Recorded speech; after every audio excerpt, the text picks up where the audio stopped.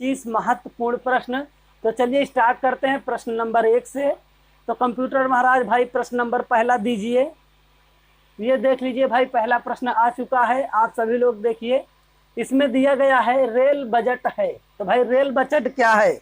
Option आपके सामने है, राज्य के बजट का हिस्सा होता है। ऑप्शन नंबर बी है, केंद्र और राज्य के बजट से अलग होता है। अगला है, केंद्रीय बजट से अलग होता है। ऑप्शन नंबर डी है, केंद्रीय बजट का भाग होता है। तो भाई चारों ऑप्शन में से कौन सा सही है, जल्दी से बताइए। नहीं मिला? कितने लोगों को नहीं समझ में आया? तो चलिए भाई आप सभी लोग देखिए, मैं बता ही देता हूं आप सभी लोगों के। तो जो 26 का सही ऑप्शन होगा वो ऑप्शन नंबर डी है, रेल बजट केंद्रीय बजट का भाग होता है। तो भाई रेल बजट क्या होता है? केंद्रीय बजट का भाग होता है। और इसमें जो इम्पोर्टेंट पॉइंट है उसको देख लीजिए, आपसे आगे पूछा जा सकता है ये सभी पॉइंट, उसको भी देखिए। इसमें है अगला पॉइंट जो है, संविधान के अनुच्छेद 112 में वार्षिक वित्तीय विवरण की चर्चा है।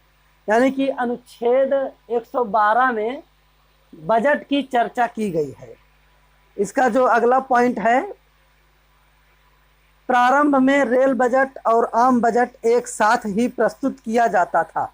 तो भाई जब प्रारंभ में था तो रेल बजट और जो सामान्य बजट था दोनों को एक साथ प्रस्तुत किया जाता था। ये तो बहुत ही महत्वपूर्ण पॉइंट है। अगला पॉइंट है आपका, वर्ष 1921 में नियुक्त ऑकवर्थ कमेटी की सिफारिश पर 1924 में अलग कर दिया गया तथा पहली बार 1925 में रेल बजट को अलग से पेश किया गया। तो भाई 1921 में रेल बजट को आम बजट से अलग कर दिया गया और 1925 में रेल बजट अलग से पेश किया गया। ये इसका मेन पॉइंट है, इसको याद रखिएगा कि किस सन में अलग किया गया था, इसको पूछता है प्रश्न में। तो भाई 24 में अलग किया गया और 25 में रेल बजट अलग से प्रस्तुत किया गया। अगला इसका जो मेन पॉइंट है उसको देखिए। तो भारत में सर्वाधिक बार रेल बजट पेश करने वाले व्यक्ति मोरारजी देसाई थे। अब लीजिए, ये मोस्ट इंपॉर्टेंट क्वेश्चन, भारत में सबसे अधिक बार रेल बजट पेश करने वाले व्यक्ति कौन थे? मोरारजी देसाई। अगला जो इसका मेन पॉइंट है इसको देख लीजिए। वर्ष 2017 में पुनः प्रधानमंत्री नरेंद्र मोदी के नेतृत्व वाली सरकार के समय रेल बजट को आम बजट के साथ मिला दिया गया। तो भाई 1925 का इतिहास मोदी जी 2017 में बदल दिए। वो फिर से क्या किए कि रेल बजट को आम बजट के साथ मिला करके पेश कर दिया गया। ये इनका एक उपलब्धि है भाई, इसको याद रखिएगा। 2017 में मोदी जी ने फिर से रेल बजट और आम बजट को एक साथ पेश कर दिया था। अब देखिए प्रश्न नंबर 27। भाई कंप्यूटर महाराज जल्दी लाइए भाई, टाइम बहुत हो गया है। प्रश्न नंबर 27 लेके आइए। तो भाई प्रश्न नंबर 27 देख लीजिए, आ गया है। 27 में दिया गया है, रोग पैदा करने वाले सूक्ष्म जीवों को नष्ट करने और दूध की वैधता को बढ़ाने के लिए किस प्रक्रिया का उपयोग किया जाता है? तो भाई जितने रोग पैदा करने वाले जीव होते हैं दूध के अंदर, उन सभी जीवों को मार दिया जाता है और मारने के बाद दूध की जो समय सीमा होती है उसको बढ़ा दिया जाता है। किस विधि के कारण ये सब किया जाता है? तो भाई उस विधि का नाम है पाश्चुरीकरण। ऑप्शन नंबर ए सही है। पाश्चुरीकरण के द्वारा दूध में उपस्थित जितने भी सूक्ष्म जीव होते हैं उन्हें मार दिया जाता है और दूध की समय सीमा को बढ़ाया जाता है।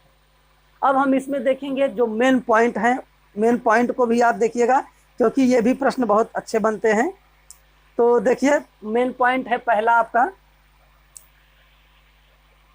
तो पहला है हाइड्रोजनीकरण का अभिप्राय केवल असंतृप्त कार्बनिक यौगिकों से हाइड्रोजन की क्रिया द्वारा संतृप्त यौगिक के साथ करने से है। ये हो गया। और पाश्चुरीकरण, जो दूध की पाश्चुरीकरण का तरीका है, इसकी खोज प्रसिद्ध रसायन शास्त्री लुईस पाश्चर ने की थी। तो भाई पाश्चुरीकरण की खोज किसने की थी? लुईस पाश्चर ने, याद कर लीजिए।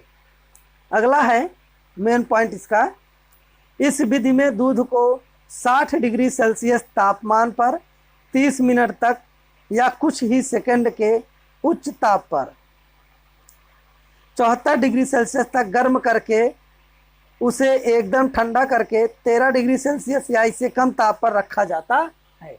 तो भाई पाश्चुरीकरण के लिए 60 डिग्री सेल्सियस तापमान तक दूध को गर्म करते हैं लगभग 30 मिनट तक, या फिर 74 डिग्री सेल्सियस के तापमान पर हम उसे थोड़े समय के लिए गर्म कर सकते हैं।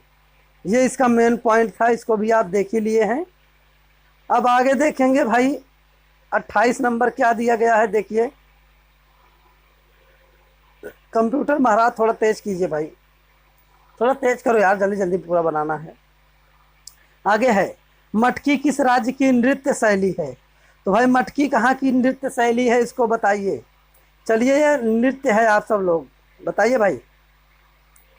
तो जो मटकी है, ये मटकी आपकी मध्य प्रदेश की नृत्य शैली है। जो ऑप्शन नंबर डी है, इसका सही ऑप्शन है मध्य प्रदेश। तो मटकी आपका हो गया मध्य प्रदेश। और देख लीजिए इसके जो प्रमुख राज्य हैं और उसके जो नृत्य शैली है, जो परीक्षाओं में और अधिक पूछे जाते हैं, उसको भी ध्यान से देखिए। दिया गया है महाराष्ट्र। भाई महाराष्ट्र की कौन सी नृत्य शैली है? तो हम महाराष्ट्र की जो सबसे प्रसिद्ध नाच है उसको देखिए भाई, लावड़ी है और नटका। लावड़ी और नटका महाराष्ट्र की है। छत्तीसगढ़ की क्या है? एंडवानी या फिर गोंडी। एंडवानी और गोंडी है। गुजरात की है गरबा और डांडिया। पंजाब की है भांगड़ा और गिद्धा। भांगड़ा और गिद्धा ये दोनों कहाँ की है? पंजाब की। आगे है मिजोरम। मिजोरम का है खानटम और पाखुलिपा। पाखुपिला है, सॉरी, पाखुपिला। ये प्रमुख राज्यों के नृत्य हैं। अब हम देखेंगे प्रश्न नंबर अगला जो जीके का है। जल्दी जल्दी कीजिए भाई, इतना टाइम मत लगाइए, थोड़ा जल्दी बनाना है। इतना स्लो कम, थोड़ा तेज लगाओ यार। अगला है 29 नंबर। देखिए 29 नंबर आ गया है, वस्तु एवं सेवा कर लागू करने पर भारत बन गया। भाई वस्तु एवं सेवा कर लागू करने से भारत क्या बन गया है? ऑप्शन नंबर ए है भिन्न बाजारों का एक समूह। ऑप्शन नंबर बी है एक पूर्वी एवं पश्चिमी बाजार। सी है एक दक्षिण एवं उत्तरी बाजार। डी है एक सामान्य बाजार।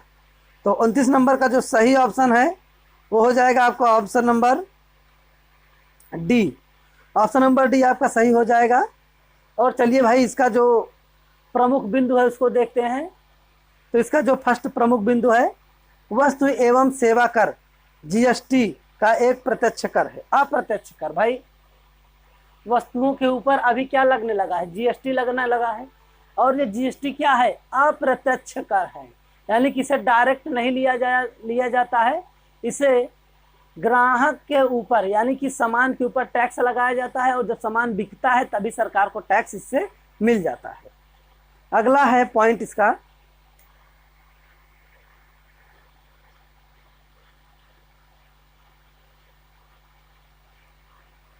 भारत में जीएसटी 1 जुलाई 2017 से लागू कर दिया गया।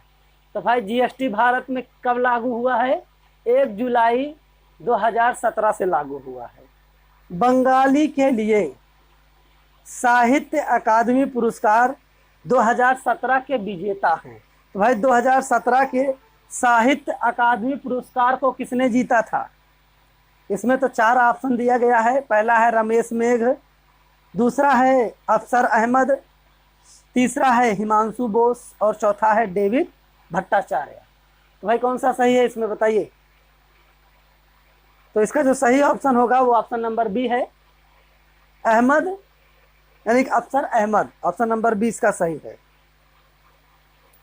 आगे है पौधे में प्रकाश संश्लेषण प्रकाश ऊर्जा को डैश करके दिया है, ऊर्जा में परिवर्तित करता है। ऑप्शन है इसका रासायनिक, थर्मल, भौतिक और गतिज।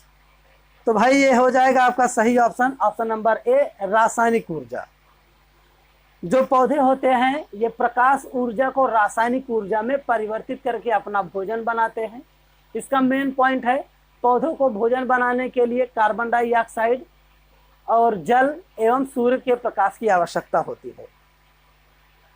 पौधों में जो हरा भाग होता है उसमें क्लोरोफिल नामक एक हरा वर्णक पाया जाता है, ये भी इंपॉर्टेंट है, इसको भी ध्यान दीजिएगा। अगला प्रश्न है 19, अगला प्रश्न देखिए भाई क्या है।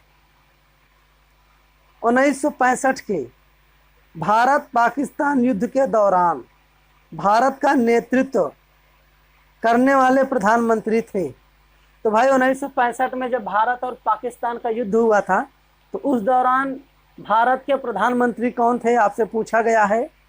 ऑप्शन नंबर ए है इंदिरा गांधी, मोरारजी देसाई, लाल बहादुर शास्त्री और जवाहरलाल नेहरू। तो इसका सही ऑप्शन है इंदिरा गांधी। तो भाई जब पाकिस्तान का युद्ध हुआ था भारत के साथ तो उस दौरान लाल बहादुर शास्त्री, ये सही ऑप्शन होगा, लाल बहादुर शास्त्री थे। तो भाई 1965 के दौरान जब भारत और पाकिस्तान का युद्ध हुआ तो उस दौरान भारत के प्रधानमंत्री लाल बहादुर शास्त्री थे। इसका जो मेन पॉइंट है इसको देखिए क्या क्या है। इसका मेन पॉइंट इससे मिलता जुलता आगे आपसे प्रश्न बनाया जा सकता है, उसको भी देखिएगा। पहला है 1999 में भारत पाकिस्तान कारगिल युद्ध के समय भारत के प्रधानमंत्री अटल बिहारी वाजपेयी थे। तो जब 1999 का कारगिल युद्ध हुआ तो उस दौरान अटल बिहारी वाजपेयी जो है भारत के प्रधानमंत्री थे। और 1971 के भारत पाकिस्तान युद्ध के समय भारत के प्रधानमंत्री श्रीमती इंदिरा गांधी थी। तो भाई 71 वाला जो युद्ध था इसमें प्रधानमंत्री इंदिरा गांधी थी, हमको थोड़ा कंफ्यूजन था। तो 17 में जो था वो इंदिरा गांधी, 1971 सॉरी 17 नहीं है, 1971 के युद्ध में इंदिरा गांधी थी। और जो आपका 65 वाला युद्ध था उसमें लाल बहादुर शास्त्री थे। और 99 में आपके अटल बिहारी वाजपेयी थे। अगला है ताशकंद में पाकिस्तान के राष्ट्रपति अयूब खान के साथ युद्ध समाप्त करने के समझौते पर हस्ताक्षर करने के बाद 11 जनवरी 1966 की रात रहस्यमय परिस्थितियों में उनकी मृत्यु हो गई। अब लीजिए, जो पाकिस्तान के राष्ट्रपति अयूब खान थे इन्होंने भारत के प्रधानमंत्री के साथ युद्ध समाप्त करने के लिए हस्ताक्षर किए और उसी रात इनकी मृत्यु भी हो गई थी। तो ये इसके मेन पॉइंट थे, इसको आप ध्यान में रखिएगा। तो चलिए हम देखते हैं अगला प्रश्न, प्रश्न नंबर 33। इसमें है एक व्यक्ति जो धार्मिक संस्थानों से राज्य को अलग करने की वकालत करता है उसे कहा जाता है। तो भाई ऐसा व्यक्ति जो धार्मिक संस्थान को राज्य से अलग करने के लिए वकालत करेगा ऐसे व्यक्ति को आप क्या कहेंगे? सांप्रदायिक कहेंगे, समाजवादी कहेंगे, नारीवादी कहेंगे या धर्मनिरपेक्षवादी कहेंगे? तो भाई इसका सही ऑप्शन है ऑप्शन नंबर डी, धर्मनिरपेक्षवादी कहेंगे आप इसे। ब्रिटिश शासकों ने भारत पर लगभग कितने वर्षों तक शासन किया?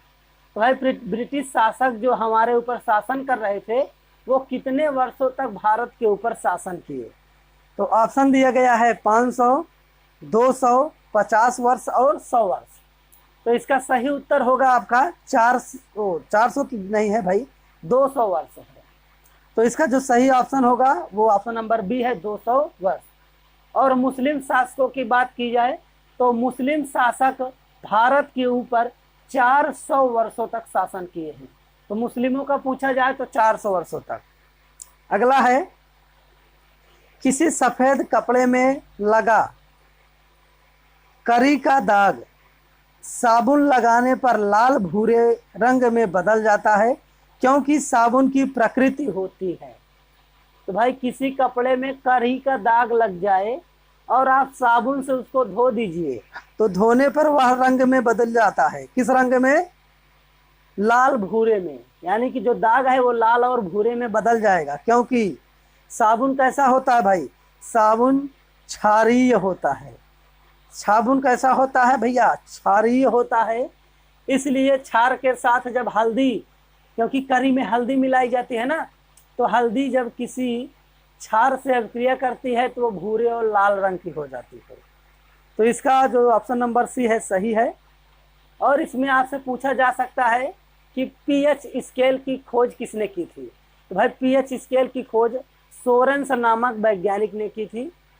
और पीएच स्केल में जो पी है इसका शाब्दिक अर्थ होता है पोटेंज, उसको भी याद कीजिएगा। पीएच स्केल में जो पी होता है उसका शाब्दिक अर्थ होता है पोटेंज। और पीएच स्केल के द्वारा ही हम अम्ल एवं क्षार की पहचान करते हैं।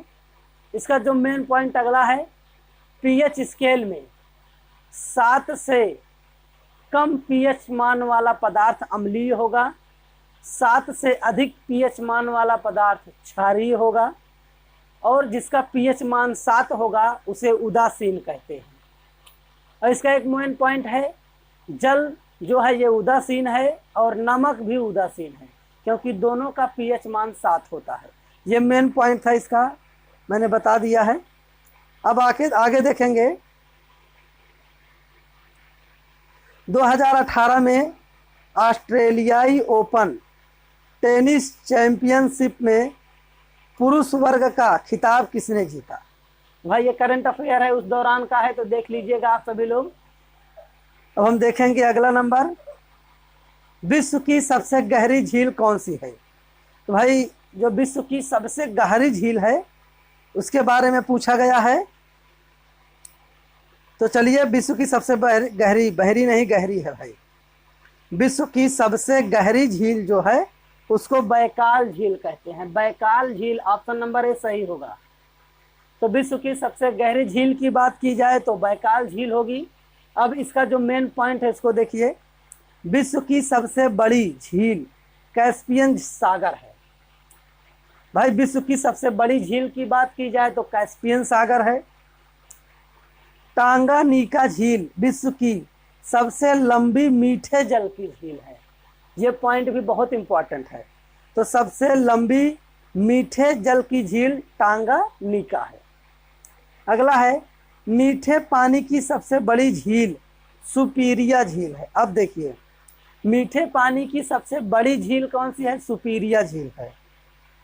आगे है, विक्टोरिया झील तंजानिया और युगांडा के बीच अंतरराष्ट्रीय सीमा बनाती है। तो भाई विक्टोरिया झील तंजानिया और युगांडा दोनों देशों के बीच में पड़ती है और अंतरराष्ट्रीय सीमा भी बनाती है। तो ये हो गया इसका मेन पॉइंट। अब चलिए देखेंगे अगला प्रश्न।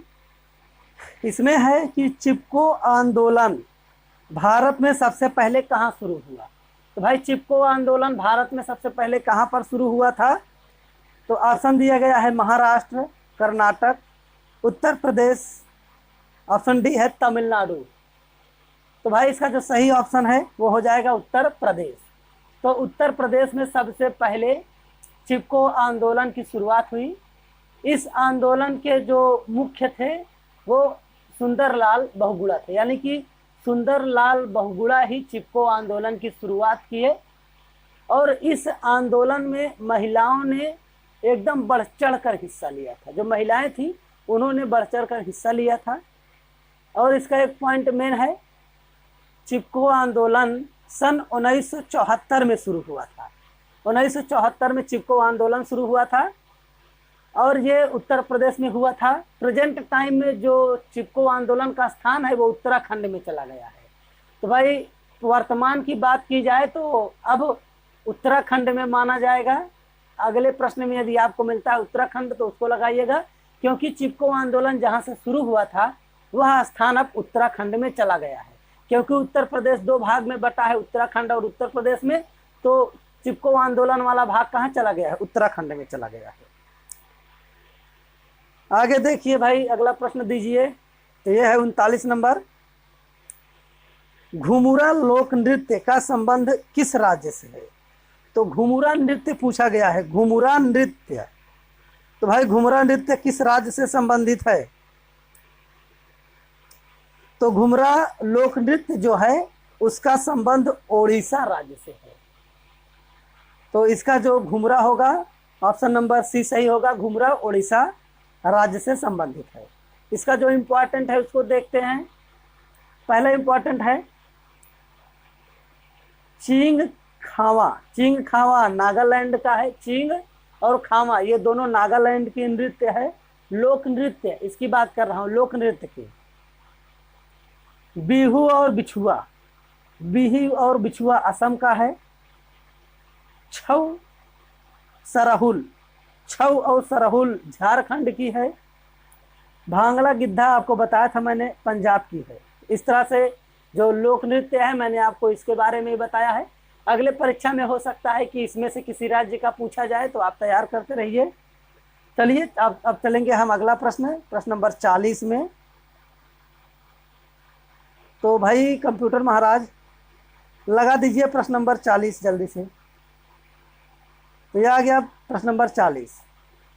40 में दिया गया है पश्चिमी घाटों का प्रमुख अंतराल में स्थित है। जो पश्चिमी घाट है भाई उसका प्रमुख अंतराल कहाँ पर स्थित है? ऑप्शन है मणिपाल, पाल घाट, मदुरै और मैंगलोर। तो चलिए भाई इसका सही ऑप्शन देखते हैं क्या होगा। कंप्यूटर ऑप्शन नंबर बी, यानी कि पश्चिमी घाटों का मुख्य अंतराल पाल घाट में स्थित है। इसका जो मेन पॉइंट है इसको देखिए। पाल घाट दर्रा तमिलनाडु एवं केरल राज्य में स्थित है। जो पाल घाट दर्रा है ये तमिलनाडु और केरल के बीच में स्थित है। यह दर्रा केरल को तमिलनाडु तथा कर्नाटक से जोड़ता है। जो दर्रा है ये केरल को तमिलनाडु तथा कर्नाटक से जोड़ता है। अगला है बुर्जिल बनिहाल पीर पांजाल, जो जिला एवं काराकोरम दर्रा जम्मू कश्मीर में स्थित है। ये बहुत इंपॉर्टेंट है, इसमें से कोई ना कोई एक दर्रा जरूर पूछा जाता है, ध्यान दीजिएगा। मैंने जितने भी दर्रे का नाम बताया है, जैसे बुर्जिल हो गया, बनिहाल हो गया, पीर पांजाल हो गया, जोजिला हो गया और काराकोरम, ये सभी जम्मू कश्मीर में स्थित है, ध्यान दीजिएगा। और एक दर्रा रह जाता है आपका नीति एवं लिपु लेख दर्रा। नीति एवं लिपु लेख दर्रा आपका उत्तराखंड में स्थित है। दर्रे के बारे में संपूर्ण जानकारी आपको मिल गई है। तो चलिए अगला देखते हैं हम। तो भाई कौन सा कायांतरित चट्टान नहीं है? ऑप्शन है स्लेट, चूना पत्थर, संगमरमर और पट्टी तास्य यानी कि नाइस जिसको कहते हैं। इसका सही ऑप्शन हो जाएगा चूना पत्थर। तो भाई चूना पत्थर जो है ये कायांतरित चट्टान नहीं होती है। चूना पत्थर, ध्यान दीजिएगा, चूना पत्थर कायांतरित चट्टान नहीं है। अब इसका जो इम्पोर्टेंट मेन पॉइंट है उसको देख लीजिए। चूना पत्थर जो है ये परतदार चट्टान होती है। देख लीजिए, चूना पत्थर परतदार चट्टान होती है। अगला है ग्रेनाइट, बेसाल्ट, पेग्माटाइट, डायनामाइट एवं ग्रेबो अग्नेय चट्टान का उदाहरण। ये सब क्या है? अग्नेय चट्टान है भाई। सिम्ट कायांतरित चट्टान का उदाहरण है। जो सिम्ट होता है ये कायांतरित चट्टान होती है। बैलेथिल सबसे बड़ा अग्नेय चट्टानी पिंड है। बैथेलिथ, सॉरी, यह है बैथेलिथ। बैथेलिथ जो है ये सबसे बड़ा अग्नेय चट्टानी पिंड है। खनिज तेल अवसादी चट्टान में पाया जाता है। ये बहुत ही इंपॉर्टेंट पॉइंट मैं आपको बता रहा हूँ, इसको आप कॉपी में नोट भी कर सकते हैं। आने वाले परीक्षाओं में आपके लिए बहुत महत्वपूर्ण होगा। तो भाई अवसादी चट्टान से हमको क्या मिलता है? तो तेल मिलता है अवसादी चट्टान से। आगे है आगरा का किला एवं दिल्ली का लाल किला बलुआ पत्थर से बना हुआ है। आगरा का किला और दिल्ली का लाल किला ये दोनों बलुआ पत्थर से बने हुए हैं। अब देखेंगे हम अगला प्रश्न नंबर 42। इसमें दिया गया है भारत में गरीबी रेखा को मापने के लिए उपयोग किए जाने वाला एक निर्वाह कारक कौन सा है? तो भाई भारत के अंदर जो गरीबी रेखा के नीचे या गरीबी रेखा के ऊपर लोग अपना जीवन यापन कर रहे हैं, इसको मापने वाला एक निर्वाह कारक पूछा गया है। तो भाई इसका निर्वाह कारक ऑप्शन देखिए क्या क्या दिया गया है। शिक्षा, परिवहन, समानता, इंटरनेट। तो भाई इसका जो सही उत्तर होगा ये हो जाएगा शिक्षा, यानी कि शिक्षा ही गरीबी रेखा के ऊपर या नीचे होने का मुख्य आधार होता है। आप शिक्षित हैं तो आप अपनी गरीबी को दूर कर सकते हैं, और आप अशिक्षित हैं तो आप निश्चित रूप से गरीबी का शिकार होंगे। तो इस तरह से आपका ऑप्शन नंबर ए सही होगा। अब इसमें जितने भी इम्पॉर्टेंट पॉइंट है उसको देख लीजिए, क्योंकि किसी न किसी परीक्षा में ये आपसे पूछा जाएगा, इसलिए मैं आपको इसका जो मेन पॉइंट होता है उसको भी बता देता हूँ, जिससे कि आपकी तैयारी पूरी रहे, अधूरी तैयारी न रहने पाए। तो इसका जो पहला कारक है इसको देखिए। तेंदुलकर समिति के अनुसार, तेंदुलकर समिति के अनुसार भारत में गरीबी अनुपात 21.9% है। तो भारत के अंदर गरीबी का अनुपात कितना रह गया है अभी? 21.9%। किस समिति के अनुसार? तेंदुलकर समिति के अनुसार। अगला है, विश्व भर में भारत का स्थान भूख सूचांक 2019 में 102वां स्थान है। भाई विश्व भर में भारत का स्थान कहाँ है? भूख सूचांक में। भूख सूचांक में भारत का स्थान 102 है।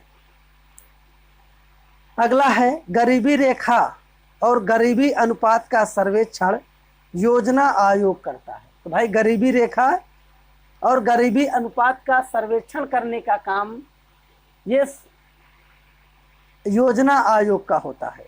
आगे है, भारत में गरीबी रेखा का निर्धारण कैलोरी माप द्वारा किया जाता है। इसमें एक वयस्क के लिए शहरी क्षेत्र में 2100 कैलोरी एवं ग्रामीण क्षेत्र के लिए 2400 कैलोरी निर्धारित है। तो भाई यदि आप शहरों में रहते हैं तो आपको 2100 कैलोरी ऊर्जा चाहिए, और जो व्यक्ति गांव में रहता है उसको 2400 कैलोरी ऊर्जा की आवश्यकता होती है। ये सरकारी आंकड़ा है। चलिए हम देखते हैं अगला प्रश्न को। देखिए क्या कह रहा है इसमें। भारतीय रिजर्व बैंक की स्थापना किस वर्ष हुई थी? तो भाई भारतीय रिजर्व बैंक यानी कि आरबीआई की स्थापना किस वर्ष हुई थी? तो इसका जो ऑप्शन है इसमें दिया गया है 1952, 1935, 1950 और 1947। तो भाई आरबीआई की स्थापना जो है 1935 में की गई थी। 1 अप्रैल 1935 में आरबीआई की स्थापना की गई थी। अब चलिए भाई आरबीआई के बारे में और जो रोचक तथ्य हैं उनकी जानकारी लेते हैं। तो आरबीआई का पहला रोचक तथ्य है, आरबीआई एक्ट 1934 में लाया गया था। तो भाई आरबीआई कब लाया गया था? एक्ट 1934 में। 1934 का जो एक्ट था उसी एक्ट के अंतर्गत आरबीआई को भारत में लाया गया और 1935 में इसकी स्थापना हो गई। यंग हिल्टन आयोग की रिपोर्ट पर आरबीआई एक्ट लाया गया। तो भाई इसका जो मेन पॉइंट है ध्यान दीजिए, यंग हिल्टन आयोग की रिपोर्ट पर ही आरबीआई एक्ट को लाया गया। अगला है, आरबीआई की प्रारंभिक पूंजी 5 करोड़ थी।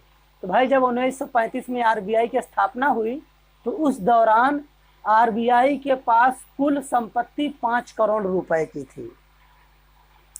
अगला है, आरबीआई एक गवर्निंग बोर्ड होती है। तो भाई आरबीआई क्या है? एक गवर्निंग बोर्ड है। ये सरकार का एक बोर्ड है जिसमें 20 सदस्य होते हैं। तो भाई आरबीआई में टोटल 20 सदस्य रहते हैं। अगला है, आरबीआई का राष्ट्रीयकरण 1949 में किया गया। भाई देश आज़ाद हो गया, देश आज़ादी के बाद 1949 में आरबीआई का राष्ट्रीयकरण कर दिया गया। 1949, 47 में देश आज़ाद हुआ है, 49 में इसका राष्ट्रीयकरण, याद रखिएगा। आरबीआई का प्रथम भारतीय गवर्नर सीडी देशमुख थे। भाई आरबीआई की स्थापना जब हुई तो उस दौरान पहले गवर्नर जो थे उनका नाम था सीडी देशमुख। इसको याद रखिएगा, पूछा बहुत जाता है। आरबीआई का प्रथम भारतीय गवर्नर सीडी देशमुख थे। चलिए अगला देखते हैं।